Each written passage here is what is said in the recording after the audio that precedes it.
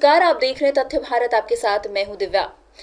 Bihar social audit लोकतंत्र का सबसे मजबूत हथियार है, जिसके द्वारा नागरिक अपने सरकार के विभिन्न अंगों का समय समय पर ऑडिट कर सरकारी सेवाओं का मूल्यांकन कर सरकार को मिड टर्म कोर्स करेक्शन के लिए सुझाव दे सकते हैं।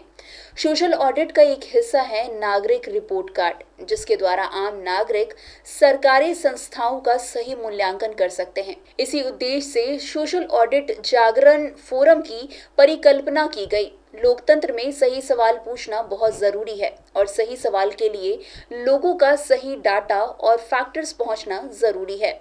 इसी कड़ी में आज बिहार के पिछले 5 साल यानी कि 2017 से 22 के बजट पर बिहार सोशल ऑडिट जागरण फोरम द्वारा एक श्वेत पत्र जारी किया गया है।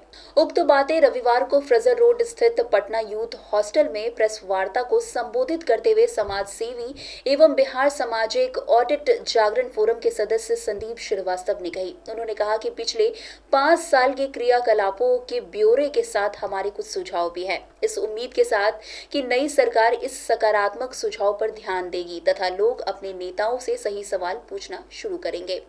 इस अवसर पर उपस्थित बिहार के सेना निवृत्त डीजीपी अभयानंद एवं सेना निवृत्त senior audit officer Satyendra Narayan Singh ने भी इस बिहार बजट पर अपने अपने सुझाव दिए। संजीव श्रीवास्तव ने कहा कि सरकार वास्तविक बजट पेश करे ताकि लोग खुद को ठगा हुआ महसूस ना करें। वो आगे क्या कुछ कह रहे हैं, आप खुद सुनिए। और पूरा नॉर्थ के स्टेट्स में चला जाता है। हमारे यहाँ एक परंपरा सी बन गई है कि साल के शुरू में बजट आएगा, जो कल है, परसों 13 तारीख को बजट आएगा और उसके बाद फिर उसके बारे में दोबारा कहीं कोई चर्चा नहीं होगी। हम लोग चाहते हैं कि इस पर हर 3 महीने में चर्चा हो। अगर आपको उदाहरण के तौर पे मैं बताऊंगा तो आप लोग सब जानते हैं कि बिहार के हर नेता, हर अधिकारी, हर किसान बोलता है कि हमारे यहाँ मंडी नेटवर्क नहीं है, कोल्ड स्टोरेज का चेन नहीं है, ठीक है ना। बहुत कंट्रोवर्सी भी हुई है इसमें, काफ़ी लोग मंत्री पद से रिज़ाइन भी किया है। अगर आप देखेंगे पिछले 5 साल में 7,836 करोड़ रुपया सिर्फ कृषि विभाग का खर्च नहीं हुआ। 7,836 करोड़ रुपये में पूरे बिहार में कोल्ड चेन बन सकता था, पूरे बिहार में मंडियाँ बन सकती थी, सिंचाई का सारा काम हो सकता था, मगर ये सब कुछ भी नहीं हुआ। जैसा अभयानंद सर ने बताया कि अगर ये मिड कोर्स करेक्शन होता रहेगा कि भाई पैसे अगर यहाँ नहीं खर्च हो रहे तो कोई दूसरा प्रायोरिटी लिया जाए, तो ये काफ़ी फायदेमंद रहेगा। यही काम अंकेक्षण का है जो सत्येंद्र जी आपको समझा रहे थे। उसी तरह से आप एक हिसाब लगाइए, 52,031 करोड़ रुपया एजुकेशन डिपार्टमेंट का खर्चा नहीं हुआ। अगर ये पैसे को मिड कोर्स करेक्शन किया जाता तो क्या होता कि बिहार के हर जिला में 2 medical college, 2 management college, 2 engineering colleges होते। अगर बजट को पूरी तरीके से मुख्यमंत्री अपने और दूसरे मंत्री लोग, फिनांस मिनिस्टर अपने उसको सर बीच बीच में अंकेक्षण करते रहते, तो 5 साल में 52,000 करोड़ रुपया जो इनको लैप्स हुआ है या सरेंडर हुआ है, उसमें पूरे बिहार के हर जिला में 2 मेडिकल, 2 इंजीनियरिंग और 2 मैनेजमेंट कॉलेजेस बन सकते थे। उसी तरह से अगर आप पंचायती राज देखेंगे तो 16,666 करोड़ रुपया वापस हुआ। मेरा कहने का मतलब सिर्फ यही है कि हमारी जो संस्था है, हम चाहते हैं कि बिहार के गांव-गांव तक लोगों के अंदर एक क्वेश्चन पूछने की, सही प्रश्न पूछने की बात उठे कि भाई हमारी पर कैपिटा इनकम बिहार का सबसे गरीब कम है, सबसे कमज़ोर है। हमसे अलग हुए जो राज्य हैं, बिहार हो, बंगाल से हम लोग अलग हुए, हमसे अलग हो कि झारखंड और उड़ीसा हम लोग से काफ़ी आगे चले गए। और ये तभी संभव है जब हम बजट को रियलिस्टिक, जैसा कि सत्येंद्र जी बोल रहे थे कि हम लोग रियलिस्टिक रखें और जो बजट हम पेश करें उसको पूरा यूटिलाइज करें, उसको बीच बीच में रिव्यू करते जाएं। नहीं तो क्या होता है, एक सालाना फंक्शन जैसा हो गया है कि बजट आएगा, दूसरे दिन अखबार में बहुत हल्ला चलेगा, मीडिया में बहुत कुछ चलेगा, बट साल के लास्ट में उस बजट का क्या हुआ ये कोई नहीं देखता। जो देखना हम लोग का काम है। आप लोग के माध्यम से हम चाहते हैं कि ये संस्था की जो मैसेज है वो गाँव-गाँव तक पहुँचे और हम लोग हर गाँव में अपना एक टीम बना करके बिहार के हर चीज़ को हम लोग अपना रिव्यू कर सके, ताकि भ्रष्टाचार का जो लेवल है वो सबसे मिनिमम हो सके। मतलब हम लोग भी कराएंगे। संजीव श्रीवास्तव जी हैं, इन्होंने बीड़ा उठाया है कि सोशल मीडिया को यूज़ करके, और हम कोशिश कर रहे हैं कि सरकार तक ये बात पहुँचे कि आप के पास सब रिसोर्सेज है, आप सिर्फ अवेयरनेस क्रिएट करके और मॉनिटर कर दें। एवरी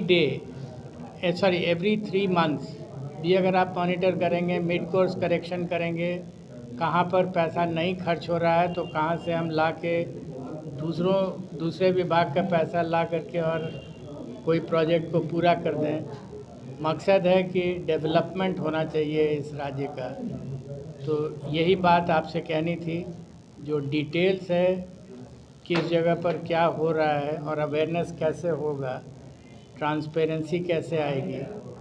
हमारे ये नई सरकार बनी है, इस सरकार में जो फाइनेंस डिपार्टमेंट है वहाँ पर जो अब एग्जीक्यूटिव लोग हैं, जो पॉलिटिशियंस हैं वहाँ पे जो हेड कर रहे हैं, वो लोग अगर इसमें यंग लोग आगे बढ़ कर के आएँ तो राज्य का फ़ायदा ही होगा। पेश हुआ, उसके बाद जो उसके एक्सपेंसेस हुए उसको हमने एनालिसिस किया है, जो ऑडिट का काम होता है। तो उसमें ने जो हमने पाया है कि 17 से 22 तक में 3,23,000 करोड़ रुपये खर्च नहीं किए गए। दुर्भाग्य की बात यह है कि अगर वो खर्च नहीं किए गए तो वो सरेंडर भी नहीं हुए, जबकि जो खर्च नहीं होता है तो नियम कहता है कि हम उसको सरेंडर कर सकें, ताकि सरकार उसका कहीं दूसरे जगह अगर उपयोग करना चाहे तो कर सके। सरेंडर भी बहुत कम, मात्र 13% 2022 के कोर्स में हुआ सरेंडर, बाकी नहीं हुआ। अगर इस 3,23,000 करोड़ को हम उपयोग करते तो हमारे बिहार में 13 लाख से ज़्यादा रोजगार उत्पन्न होते। हम हर प्रखंड में 5-10 कम से कम मीडियम स्केल का इंडस्ट्री लगा सकते थे, जिससे कि अगर एक मीडियम स्केल का हम 250 की दर से गणना करें तो 13.5 लाख लोगों को रोजगार इससे मिल सकता था। इसके बाद हम कुछ और देखते हैं कि एक एक्सपेंसेज होता है, वो कैपिटल एक्सपेंसेज कहते हैं जिसको, और जिसके द्वारा कि सरकार अपने राज्य के लिए रेवेन्यू जनरेट करती है। वो बहुत आवश्यक है बिहार जैसे राज्य के लिए, जहाँ की रेवेन्यू के स्रोत बहुत कम है। लेकिन उसका भी हम जब गणना करते हैं तो 75,000 करोड़ इन्होंने पिछले 5 साल में खर्चा नहीं किया, तो फिर हमारा रेवेन्यू जनरेट कैसे होगा। इसलिए पर कैपिटा इनकम में हम अपने अगल बगल के राज्यों से काफ़ी पीछे हैं, जो कि आपको हमने दिया भी है, उसको आप देख लेंगे। संजीव श्रीवास्तव ने आगे कहा कि अब तो देश में भी विरोध होने लगा है। यूं लगता है जैसे हम लोग दूसरे प्रदेशों पर बोझ बनते जा रहे हैं। फिलहाल इस खबर में इतना ही। अन्य खबरों के लिए ऐसे हमारे साथ बने रहे और देखते रहे तथ्य भारत। धन्यवाद।